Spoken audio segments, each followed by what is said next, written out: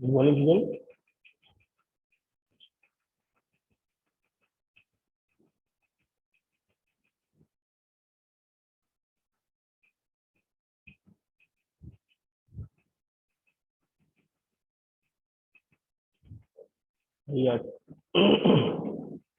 बात करते हैं classical problem of process synchronization. Classical problem क्या होती है इसको डिस्कशन करेंगे, इम्पोर्टेंट है ये। तो आइए देखते हैं क्लासिकल प्रॉब्लम ऑफ सिंक्रोनाइजेशन। चलिए मैं आपको स्क्रीन शेयर कराता हूँ।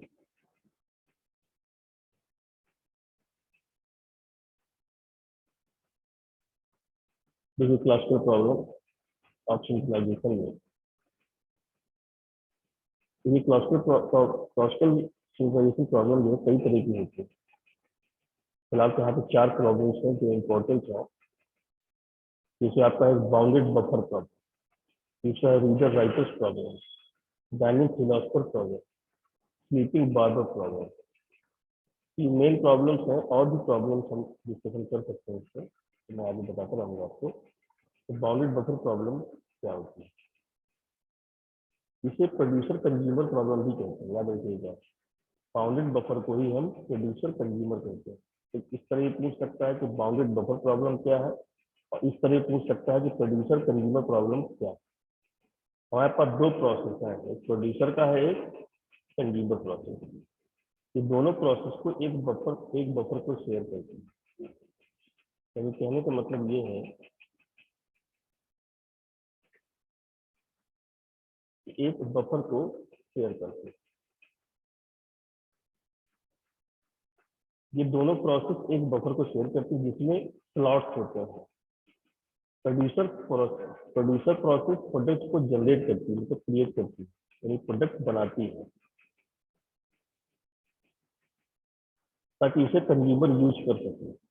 कंज्यूमर प्रोसेस प्रोड्यूसर द्वारा जनरेट किए गए प्रोडक्ट को यूज करती है।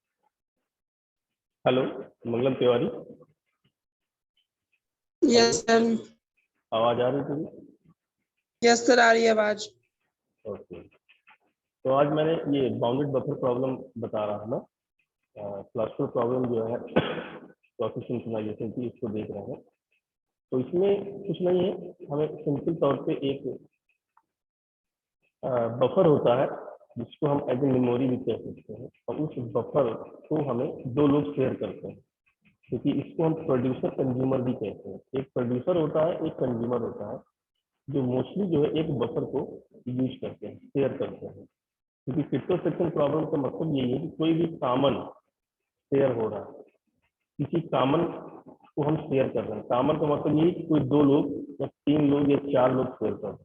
तो यहाँ पर हमारे पास 2 प्रोसेस है, एक प्रोड्यूसर प्रोसेस है, एक कंज्यूमर प्रोसेस है। तो प्रोड्यूसर का काम क्या होगा, प्रोडक्ट को जनरेट करना, ठीक है, और कंज्यूमर काम क्या होगा, उसे कंज्यूम करना, जो भी प्रोडक्ट जनरेट हुआ। जैसे कि ये फिगर देख रहे हैं आप, ये एक बफर स्लॉट है, ये आपके प्रोड्यूसर है, ये आपका कंज्यूमर। तो क्या करेगा कि प्रोड्यूसर एक प्रोसेस जनरेट करेगा, स्लॉट में इसको स्टोर करेगा, फिर दूसरा प्रोडक्ट जनरेट करेगा, उसको दूसरे स्लॉट में जनरेट शेयर करेगा। इस तरह तीसरा प्रोडक्ट जनरेट होगा तो यहाँ शेयर करेगा। मान लो 3 कर लिया। अब इसके बाद क्या रहता है, मान लो मैं मेमोरी का साइज, जो बफर का साइज मैं 5 दे देता हूँ या मैं 6 दे देता हूँ। मान लो मैं 5 दे देता हूँ, अरे साइज का 5 दे देता हूँ, यहाँ पे 4 साइज है मान लीजिए, और 3 प्रोडक्ट उसने प्रोड्यूस किए हैं। जब मैं इसको कहता हूँ कि मैं 4 दे देता हूँ, तो 4 अगर हो जाएंगे तो पूरी बफर फुल हो जाएगी। तो फुल हो जाएगी मतलब आप कोई भी प्रोडक्ट प्रोड्यूस नहीं कर पाएगा। अब प्रोड्यूस कर लेगा तो वो उस बफर में नहीं दे पाएगा। कंज्यूमर क्या करेगा, अब ये काम यहाँ पे रुक गया। कंज्यूमर क्या करेगा कि एक एक प्रोडक्ट को कंज्यूम करेगा, तो स्लॉट खाली होते चले जाएंगे। ऐसा नहीं है कि प्रोड्यूसर ने मान लीजिए एक प्रोडक्ट को प्रोड्यूस किया तो कंज्यूमर उसको भी कंज्यूम कर सकता है। ऐसा नहीं कि सभी भर जाएंगे तभी करेगा, ऐसा नहीं। तो प्रोड्यूसर और कंज्यूमर दोनों प्रोसेस एक साथ काम नहीं कर सकती। यहाँ कहने का मतलब ये है, जिस समय प्रोड्यूसर जो है प्रोड्यूस कर रहा होगा, उस समय कंज्यूमर कंज्यूम नहीं कर सकता। प्रोड्यूसर प्रोसेस तब तक काम नहीं करती जब तक कि बफर में कम से कम एक स्लॉट खाली ना हो, यानी एक स्लॉट खाली होना चाहिए। और कंज्यूमर प्रोसेस तब तक कोई प्रोडक्ट कंज्यूम नहीं करती जब तक कि बफर में कम से कम एक स्लॉट भरा हुआ ना हो, जिसकी मैं बात अभी कर रहा हूँ। देखिए यहाँ पर एक एग्जाम्पल से समझते हैं। एक सेमाफोर एम्प्टी एन, यहाँ पे मैंने एक एन वेरिएबल लिया है, फुल यहाँ पे मैंने ओ कर दिया, म्यूटेक्स हमने यहाँ पे 1 ले रखा है, म्यूटेक्स एक वेरिएबल है जिसको मैंने यहाँ पे 1 कर रखा है। प्रोसेस प्रोड्यूसर में क्या कोड लिखते हैं, देखिए फाइल टू एम्प्टी एक्वायर तो दिया म्यूटेक्स एक्वायर प्रोड्यूस। तो यहाँ पे एम्प्टी एक्वायर का मतलब ये है कि अगर बफर खाली है, समझिए पहली बात, बफर खाली है तो म्यूटेक्स एक्वायर होगा। खाली है यानी कि इसकी वेरिएबल की वैल्यू 1 है, तो इनपुट सेक्शन का कोड कटेगा, यानी कि 1 से 0 होगा। प्रोड्यूसर क्या करेगा, प्रोड्यूस कर देगा। फिर इसके बाद म्यूटेक्स को हम रिलीज करना है, तो रिलीज करने के बाद जैसे वो बाहर आएगा फिर से उस वैल्यू 0 को 1 कर देगा, फुल रिलीज, यानी उसको पूरी तरह से रिलीज कर देगा म्यूटेक्स को, अर्थात वैल्यू फिर से 0 से 1 हो जाएगी। 1 क्यों हो जाएगी, क्योंकि हम ये कह रहे हैं कि 1 होने का मतलब यहाँ पर ये है कि कोई दूसरा प्रोडक्ट अगर प्रोड्यूसर प्रोड्यूस करना चाहे तो वो कर सकता है, ठीक है। इसी तरह प्रोसेस कंज्यूमर में क्या है कि फुल एक्वायर, तो चेक करेगा फुल एक्वायर, क्या आपका स्लॉट में कोई भी प्रोडक्ट है या नहीं है। अगर है तो म्यूटेक्स को एक्वायर करेगा, वो उसको कंज्यूम करेगा, यानी कि आपने 1 की वैल्यू फिर से 0 हो जाएगी, यानी कंज्यूम करेगा फिर इसको 1 कर देगा, अब स्लॉट आपका फिर से एम्प्टी हो जाएगा, यानी कि प्रोड्यूसर ने कंज्यूमर ने क्या किया, प्रोडक्ट को कंज्यूम कर लिया, ठीक है ना। ये चीजें वहां पर आएंगी। दूसरी चीज इसमें और मैं आपको दूसरे माध्यम से बता रहा हूँ। देखिए सपोज ये एक स्लॉट है, ये स्लॉट है आपका, इसमें मैंने 1 2 3 4 5, ये जो अरे का साइज है मैंने 5 ले रखा है, यानी कि एन की वैल्यू यहाँ पर अभी तो मान लो ये एम्प्टी है ना, यानी कि 0 वैल्यू है। अब प्रोड्यूसर क्या करता है, प्रोड्यूसर प्रोडक्ट को कंज्यूम करेगा, वो सर प्रोड्यूस करेगा, कंज्यूम करेगा, मान ली कोई प्रोडक्ट उसने प्रोड्यूस किया तो यहाँ पे 1 स्टोर हो गया। फिर यहाँ पे कंज्यूमर है, कंज्यूमर का काम क्या है, इसको कंज्यूम करना। तो एक प्रोडक्ट उसने कंज्यूम प्रोड्यूस किया तो स्लॉट 4 बचे, मान लो उसने दूसरा भी कर दिया, उसने तीसरा भी कर दिया, उसने चौथा भी कर दिया, 5वां भी कर दिया, 5वां बफर आपका फुल हो गया। अब फुल हो गया तो अभी मान के चलो, सबसे पहले तो क्या होता है कि बफर में ये चेक किया जाता है कि क्या बफर खाली है। एक भी स्लॉट अगर खाली है तो प्रोड्यूसर प्रोड्यूस कर सकता है। कंज्यूमर क्या चेक करेगा, क्या बफर जो है आपका भरा हुआ है कि नहीं। अगर भरा हुआ, एक भी स्लॉट भरा हुआ है तो कंज्यूम कर सकता है, अगर खाली होगा तो कंज्यूम कैसे करेगा। तो ये चीजें आप, कंज्यूमर क्या करेगा फिर 1 बाई 1 जैसे जैसे करता जाएगा। जैसे मान लीजिए यहाँ पर सपोज करिए मैंने 5 प्रोडक्ट ले लिए, अब ये आपका 5 हो गया। एक प्रोडक्ट चला गया तो क्या बचा, 4 बचा। दूसरा चला गया तो क्या बचा, 3 बचा। तीसरा चला गया तो क्या बचा, 2 बचा। ये चला गया तो क्या बचा, 1 बचा। और ये कंज्यूम कर लिया तो क्या बचा, 0 यानी कि एम्प्टी है कि नहीं। तो ये कंज्यूमर ने किया। तो प्रोड्यूसर कंज्यूमर में यही कॉन्सेप्ट आता है सामने निकल के,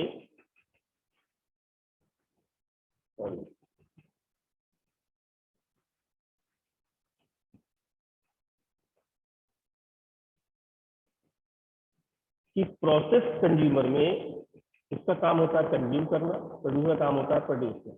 इसी तरह रीडर राइटर प्रॉब्लम भी होती है। तो रीडर राइटर प्रॉब्लम जो है, जब हम डेटा आइटम, अभी मैं इसको डिटेल में बताऊंगा, जब हम डेटा आइटम को जैसे फाइल है, डेटाबेस है, उन सबको कुछ प्रोसेस के बीच शेयर करते हैं। ये प्रोसेस है रीडर प्रोसेस और राइटर प्रोसेस। रीडर प्रोसेस में रीडर फाइल को रीड करते हैं जबकि राइटर प्रोसेस में राइटर फाइल को कंटेंट लिखते हैं, यानी राइट करते हैं। यदि कोई रीडर प्रोसेस रीड कर रही है तो कोई भी राइटर प्रोसेस राइट नहीं कर सकती, लेकिन दूसरी रीडर प्रोसेस रीड कर सकती है। यानी कहने का मतलब ये है, एक फाइल को एक से ज्यादा रीडर रीड कर सकते हैं, लेकिन जिस समय रीडर काम कर रहे हैं, यानी अपना काम कर रहे हैं, उस समय राइट नहीं हो सकता, उस समय राइट होने का चांस नहीं। यदि कोई राइटर प्रोसेस राइट कर रही है तो किसी भी दूसरे प्रोसेस रीडर या राइटर रीड या राइट नहीं कर सकती, उन्हें प्रोसेस के पूरा होने तक वेट करना होगा। यानी कहने का मतलब ये है कि ये कोई फाइल है, तो रीडर इसको रीड कर रहा है तो राइटर उसको राइट नहीं कर सकता, यानी राइटर उसको राइट नहीं कर सकता है।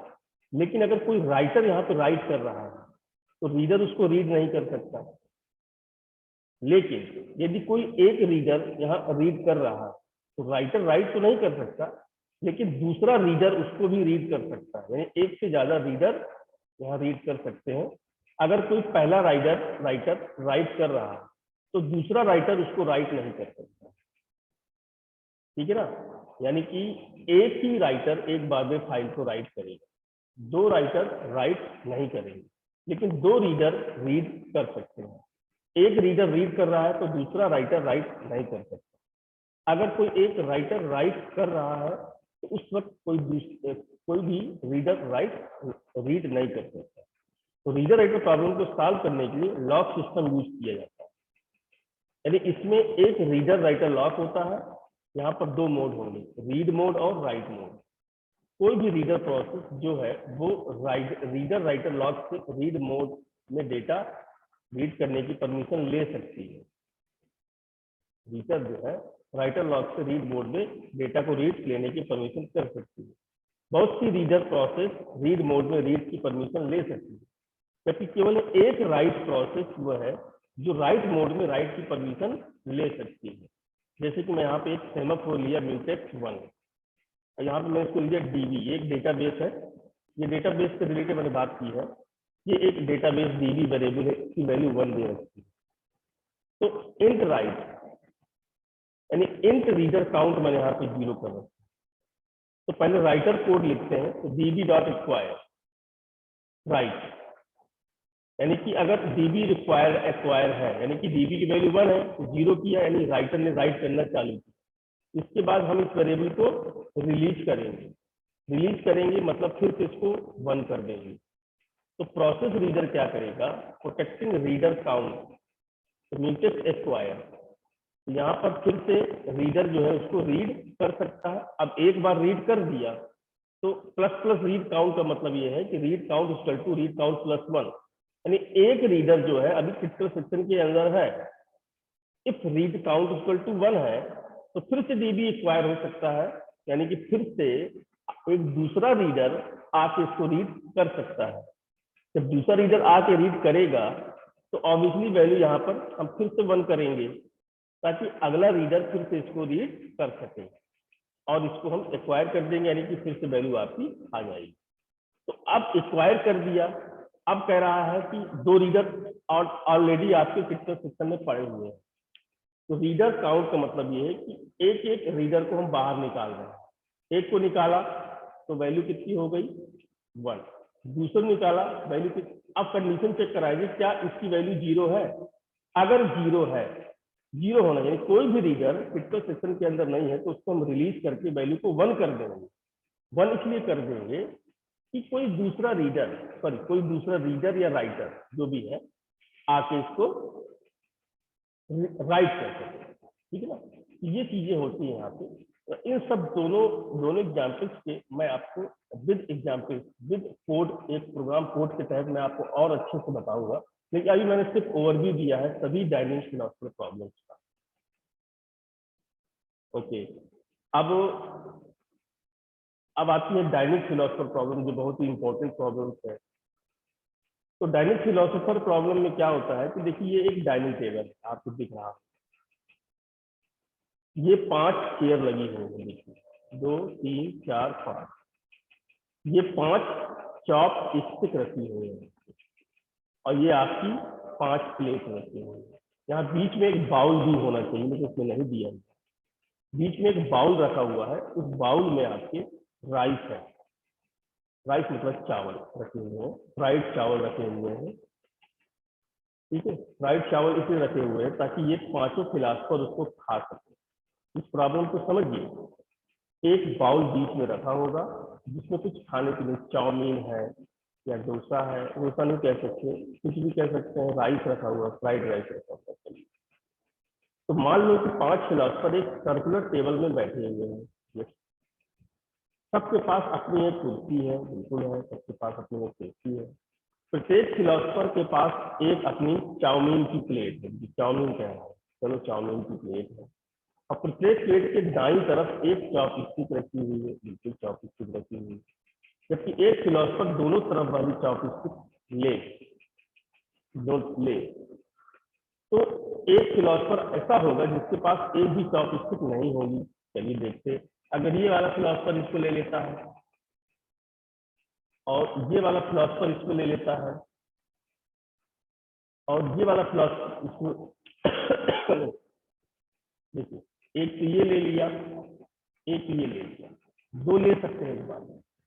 ये रह गया, इसके पास एक भी चॉपस्टिक नहीं बची है, 2 ले लिया। और इसके पास एक बची हुई है, इसके पास भी एक बची हुई है, ये अलग। लेकिन इसके पास एक भी चॉपस्टिक नहीं है, वही बात इसमें। एक समय पर एक साथ 2 फिलोसफर खा सकते हैं, देख सकते हैं, और तीनों फिलोसफर सिर्फ बैठकर सोच सकते हैं। यहाँ एक इशू ये है कि अगर प्रत्येक फिलोसफर अपनी एक चॉपस्टिक उठा ले तो कोई भी फिलोसफर खा नहीं सकता, एक कंडीशन है। तो इसमें हम एक सोल्यूशन ले सकते हैं कि सर्कुलर टेबल के 4 लोग शेयर करें और वो सब एक दूसरे के सामने बैठे। हम चारों की नंबरिंग करें, फिर इवन नंबर वाले को पहले दाईं फिर बाईं चॉपस्टिक उठाएं, और ऑड नंबर वाले पहले बाईं और फिर दाईं चॉपस्टिक उठाएं। एक फिलोसफर तब भी चॉपस्टिक उठाए जब उसके लिए दोनों चॉपस्टिक अवेलेबल हो, तभी हम कर सकते हैं भाई। हम तभी कर सकते हैं जब एक फिलोसफर तभी दूसरी चॉपस्टिक उठाए जब उसके पास चॉपस्टिक अवेलेबल हो। जैसे इसने उठा लिया, दोनों खा लिया, उसके पास रख दिया, तो ये उठा सकता है। अगर ये सोचे कि नहीं मैं एक एक उठा लूँ सब लोग, तो कोई नहीं खा सकता है। कोई भी 2 खा रहे हैं तो बाकी 3 लोग सोचे बैठ के। तो ये कंडीशन यहाँ पे लागू होती है। इसको प्रोग्रामेबल मेथड से समझेंगे, इसके बहुत सारे टेक्निक के बहुत सारे कंडीशन के हिसाब से समझेंगे। मैं कल एग्जाम्पल के थ्रू आऊंगा तो एक एक करके बताऊंगा मैं आपको कि कैसे हम इसको कर सकते हैं। ठीक है ना? तो इसी तरह अब जो हमारी आखिरी प्रॉब्लम आती है, बार्बर शॉप प्रॉब्लम। देखिए, माना कि एक बार्बर की शॉप है जिसमें एक बार्बर चेयर और कस्टमर के लिए कुछ वेटिंग चेयर है। बार्बर चेयर पर सोया हुआ हो सकता है जब कस्टमर शॉप पर आए। कस्टमर शॉप पर आकर बार्बर को नींद से उठाकर बार्बर चेयर पर बैठ जाए। अगर बार्बर अपना काम कर रहा है तो कस्टमर वेटिंग चेयर पर बैठ सकता है। यदि चेयर खाली हो और अगर चेयर खाली ना हो तो कस्टमर वापस जा सकता है। ये कंडीशन लगी हुई है। यानी कि एक बार्बर है, नाई की शॉप है जिसमें एक नाई, एक बार्बर चेयर और कस्टमर के लिए कुछ वेटिंग चेयर है। यानी एक बार्बर चेयर है और कस्टमर के लिए कुछ वेटिंग चेयर। बार्बर जो है बार्बर चेयर पर सोया हुआ, यानी अपनी चेयर पर सोया हो सकता है। जब कस्टमर शॉप पर आता है तो कस्टमर शॉप पर आकर बार्बर को नींद से उठाकर बार्बर चेयर पर बैठ जाएगा। मुझे उठो, मुझे बाल बनवाना है, बैठ गया। अगर बार्बर अपना काम कर रहा है तो अगर कस्टमर आते हैं तो वेटिंग चेयर पे बैठ सकते हैं। यदि चेयर खाली हो और चेयर न खाली हो तो दोनों कंडीशन में अगर चेयर खाली है तो भी कस्टमर वापस जा सकता है, चेयर खाली ना हो तो भी कस्टमर वापस जा सकता है, क्योंकि बार्बर शॉप में यही कंडीशन है, एक ही बार्बर है और एक चेयर है जिसमें बैठ के वो काम कर सकता है। अगर वो सोया हुआ तो उसको जगा के हम ये काम कर सकते हैं, पर दूसरा कोई आ जाता है कस्टमर, वो सोचे कि मैं इसको उठा के यहाँ पे काम कर लूँ, तो ये पॉसिबल नहीं होगा। क्या होगा, वो वेटिंग चेयर में बैठे, जब ये खत्म करेगा तब वो आराम से उसका काम करेगा, या फिर वो बाहर चला जाए। अगर चेयर खाली है तो बैठे, नहीं खाली तो वो बाहर भी जा सकता है, या फिर चेयर खाली है तभी वो बाहर जा सकता है, लेकिन बार बार खाली नहीं है आपका, बार बार चेयर फुल है आपकी, ये कंडीशन वहां पे लग सकती है, जैसे कि आपने इसमें देखा। तो ये जितने भी क्लासिकल प्रॉब्लम्स हैं जो मैंने बताई, चाहे वो बाउंड्री बफर हो, चाहे रीडर राइटर्स प्रॉब्लम हो, चाहे डाइनिंग फिलोसफर प्रॉब्लम्स हो, चाहे स्लीपिंग बार्बर प्रॉब्लम्स हो, ये सभी प्रॉब्लम्स को मैं एक एक करके डिस्कशन करूंगा। जैसे बाउंड्री बफर प्रॉब्लम्स है, इसका एक एग्जाम्पल मैं लूंगा, उसको एग्जाम्पल के माध्यम से बताऊंगा, एक कोड पेंट के माध्यम से कल मैं इसको डिस्कशन करूंगा, कैसे प्रोड्यूसर प्रोड्यूस कर रहा है और कंज्यूमर उसको कंज्यूम कर रहा है, और क्या कंडीशन वहां पे बन के आती है। अभी तो सिर्फ मैंने इंट्रोडक्शन दिया आप लोगों को, इतनी सारी प्रॉब्लम्स होती हैं, इन सबको एग्जाम्पल्स के थ्रू मैं बताऊंगा एक एक करके। Okay, thank you.